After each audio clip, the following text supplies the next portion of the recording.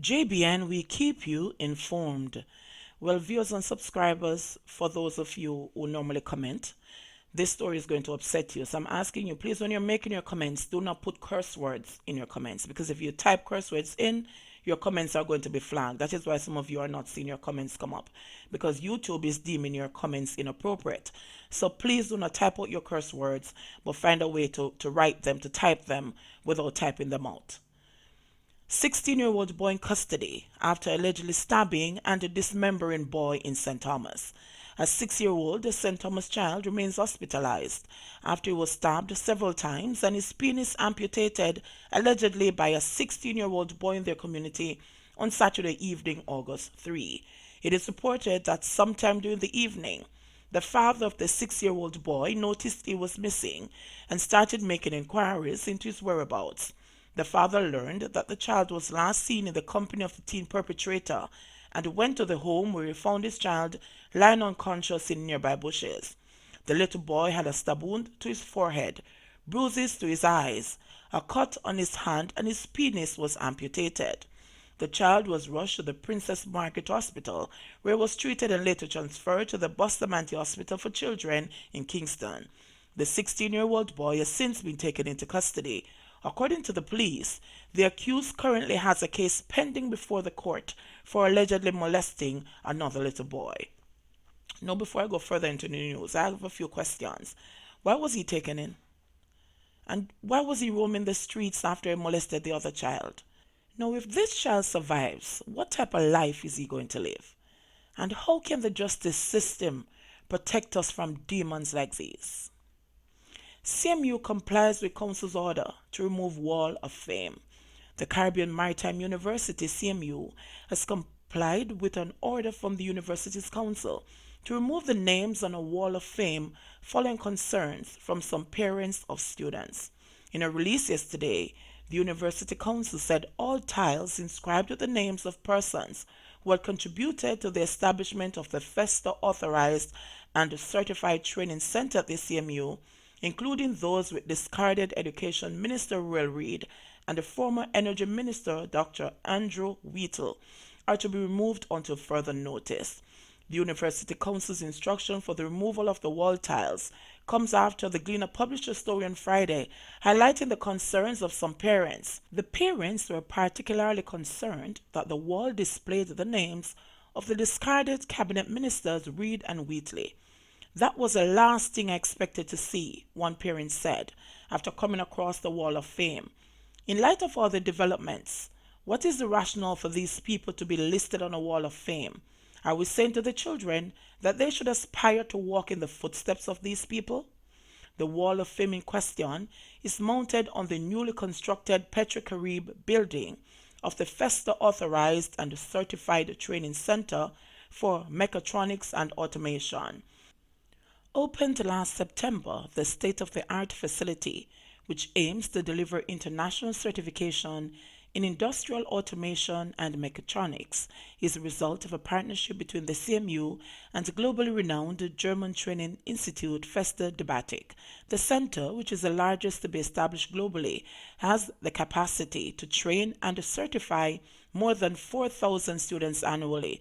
The decision was communicated to the university administration by the council by way of a letter on Friday and executed that afternoon, the UCJ said. Woman's mutilated body found in Savage Pen, St. Andrew. The mutilated body of a woman was found in the district of Savage Pen in St. Andrew on Saturday morning, August 3. She has not yet been identified. The police reported that about 10 a.m., residents stumbled on the body and summoned personnel from the Gordon Town police station. When the cops arrived on the scene, they found the woman's body with several chop wounds. The police said preliminary investigations point to the murder as having likely occurred as early as August 1. Further updates are anticipated. Veteran broadcaster Tony T.Y. Young is dead, hailed by his colleagues as a true broadcasting pioneer. T.Y. died on Saturday, reportedly after a battle with kidney disease. The affable Young, who had a decades-long career in media, has been in and out of hospital both in Jamaica and overseas for some time. Young started his broadcast career in 1992 at JBC Radio Northeast, which is now IRI FM. He came to national attention when he later transferred to the main station, the now defunct JBC Radio 1 at South Odeon Avenue in Kingston.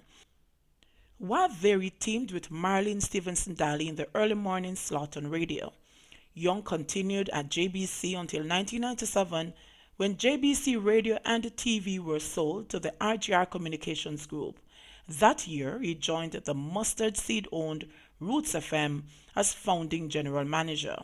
He moved to KLAS FM in 2002 and worked as a freelance announcer before joining full-time in 2004 when the station changed its format and instead focused largely on sporting content. He played an integral role in that transformation. On social media, users hailed the broadcaster's contribution to local media. Hashtag Tony Young, longtime radio personality of Class FM 89, has transitioned today. Hashtag TY, as he's known to his listeners, was said to be very ill with stints in and out of hospital in recent times. Another great voice of Jamaican radio has been silenced forever. Rest well, one said. Another said, I remember these jokes from 30 years ago, which had a Jamaican theme and funny. To me, he was a legend that stayed under the radar. He did it for the service and not the likes.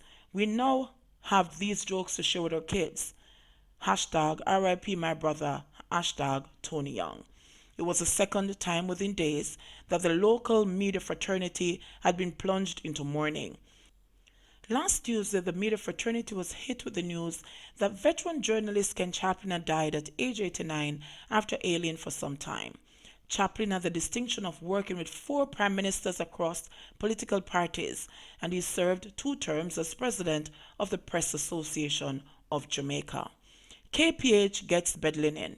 The Kingston Public Hospital KPH has benefited from a donation of bed linen from the Chinese Benevolent Association CBA.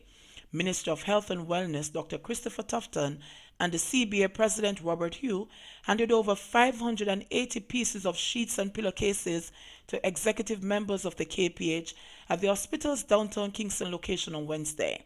Dr. Tufton thanked the CBA for helping to replenish the stock of bed linen at the hospital. He noted that the Chinese community has contributed significantly to nation building. There is no doubt that Jamaica's development has benefited significantly from the input, the capabilities, and the particular strengths in areas of business and commerce, and that integration is what makes us as a country somewhat unique, Dr. Tufton said. Yu, in his remarks, said that the presentation to the KPH is part of a $1 million donation of sheets and pillowcases to hospitals. This donation represents a third of that $1 million.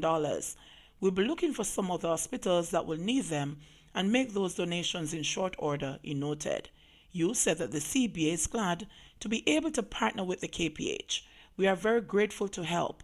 We do try to find opportunities like this to make a difference, he said. Chief Executive Officer of the KPH, Colleen Wright, expressed gratitude for the items. As we go forward, we'll be able to manage our budget in a better way as it relates to the purchase and cleaning of bed linen. We are thankful, we are happy, she said. 5 Jamaicans among 7 migrants held for smuggling drugs in Miami. The United States Coast Guard says 5 Jamaicans were among 7 migrants held with drugs in Miami last week.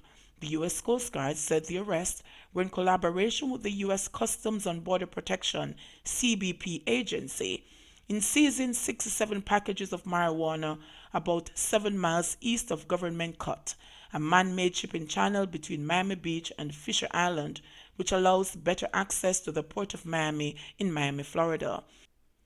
The CBP intercepted an improperly lit 27-foot cabin cruiser approximately 7 miles east of Government Cut and discovered 5 Jamaican adult male migrants, 1 Bahamian male migrant, 1 Italian male migrant, and 1 suspected Bahamian smuggler, the U.S. Coast Guard said in a statement on Friday. The Coast Guard cutter Robert Eward, WPC 1104, crew arrived on scene, embarked the migrants, and transferred them ashore to CBP, the statement also noted. We commend our CBP partners who prevented this illegal voyage from making landfall, as well as their close collaboration with the Robert Eward crew in safely removing all the migrants from a dangerous situation, said Petty Officer First Class Emily Whittle, Watch Standard Coast Guard Sector Miami. Together with other Department of Homeland Security components and local law enforcement partners, we will continue to diligently patrol throughout the Caribbean Basin and Florida Straits to stem the flow of maritime smuggling, she added. The U.S. Coast Guard said whether migrants attempt to illegally enter the United States via dangerously overloaded, unseaworthy, or otherwise unsafe vessels, or through human smuggling ventures, taken to the sea illegally is a hazardous risk to one's life. The U.S. Coast Guard said it will continue to work with our services partner law enforcement agencies to ensure U.S. immigration laws are upheld while also maintaining its humanitarian responsibility to prevent the loss of life at sea. JBN, we keep you informed. Please remember to like, subscribe, share, leave us a comment, and click the notification bell to receive our daily news items.